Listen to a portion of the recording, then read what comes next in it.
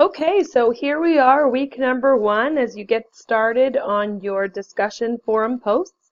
I just want to take a couple of minutes to go over the topics for this week's forums. The first post is pretty self-explanatory. It's going to be an introductory post where you tell us who you are. Tell us a little bit about who you are, where you come from, and what you're doing right now professionally. I also want to hear about what your experiences have been in the MSW program so far.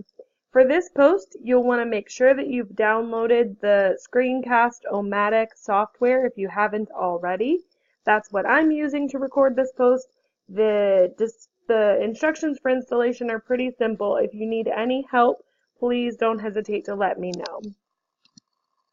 The second post is going to be an introduction to social policy. For this post, you're going to use the internet to do some searching for an example of 3 different social welfare policies. The social welfare policies are going to be in the 3 different categories of way that social policy can be made for the country.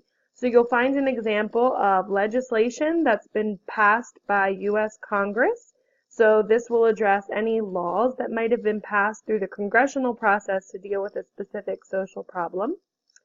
The second example of social policy you're going to find is one that's been set by U.S. Supreme Court decision.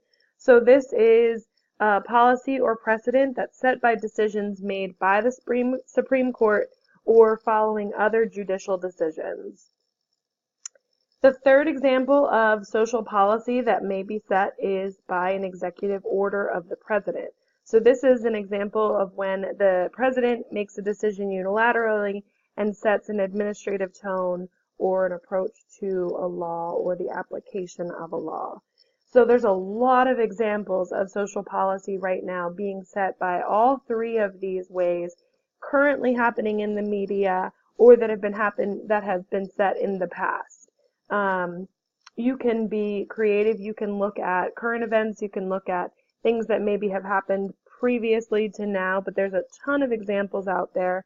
For example, this week the president signed an executive order regarding the policy around forced family separation at the U.S.-Mexico border. So that's an example of a social policy that the president has used an executive order to set. And there's a lot of reasons behind it and influencing of that decision to make an executive order. That's where you come in to start looking at some of the reasons behind and the consequences of these policy decisions.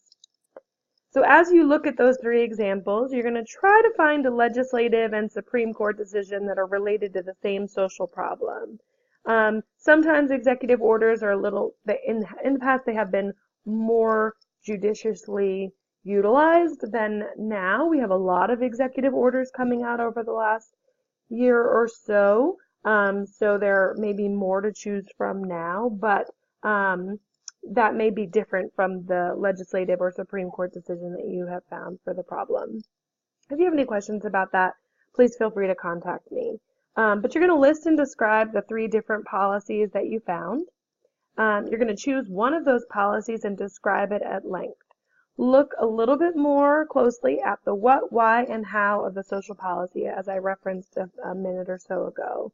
Look at what the policy does, what the policy hopes to achieve, which groups the policy targets, and what need the policy was created to address.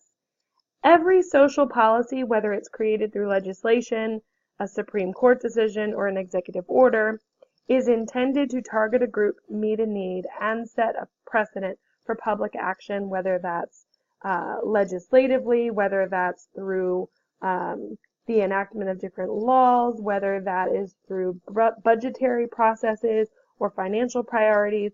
Every single social policy is intended to set a precedent for public action on that issue. How we spend our money, how we use our time, how we control society in a particular area on a particular topic. So all of these examples of social policies will do those things regardless of which way the social policy is brought into effect. And then finally, in that same post, you're going to identify at least one other primary institution that also gets involved in meeting the same need, and how that institution gets involved in meeting the need.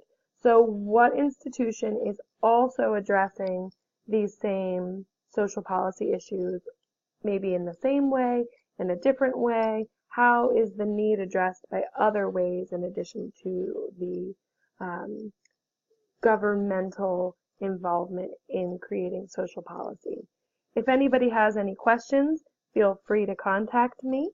Otherwise, enjoy getting started looking at dissecting these social policy issues, and we look forward to seeing what you come up with.